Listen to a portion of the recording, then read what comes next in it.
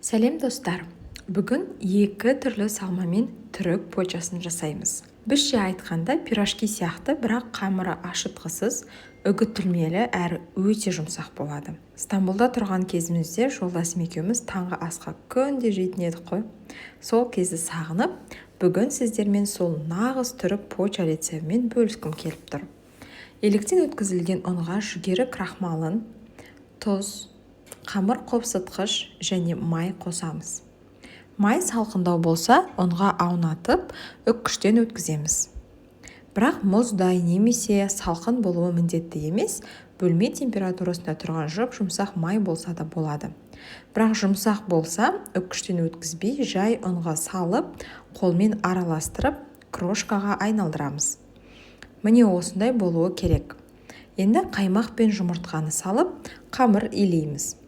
Менің майым салқын болғандықтан қамыр қаттылау көрініп тұр, бірақ бөлме температурасына тұрса, май еріп, жұмсақ болып кетеді. Енді сүзбеге тұз бен көк шөптерімізді қосып, блендермен езіп араластырып аламыз. Көк шөпті майдалап турап, блендермен езбесеңіз де болады. Артынан бір сарыуыз қосып, араластырып жібереміз. Енді екінші салмасына картопты тұзды суда пісіріп алып, оған қуырылған пияз, тұз, қара бұрыш және паприка қосып езіп аламыз.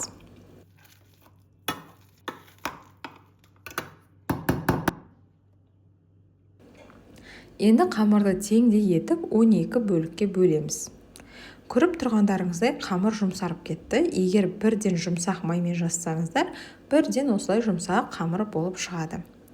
Енді әр домалақты қолмен немесе оқтаумен кішкене жайып, ортасына салмамызды салып, пирожки секілді түйеміз. 6 данасын сүзбемен, 6 данасын картоппен жасадым. Енді жұмыртқа сарыуызын беттеріне жағып аламыз. Содан кейін видеода көрсетілгендей шанышқымен кішкене тесіп аламыз. Бетіне ақ, қара күнжіт сеуіп шығамыз. Енді алдын ала 180 градуста қызып тұрған пешімізде шамамен 25-30 минуттай беті қызарғанша пісіреміз. Міне осылай қызарып, өте әдемі болып шығады. Иісі деген енді сыртқа дейін шығып тұр ғой. Жұмсақ, ауызды еритін керемет поча. Міндетті түрде жасап көріңіз. Рецепті сақтап алыңыз. Видеом ұнаса, лайк басып, арнама жазылып алыңыз. Ас болсын.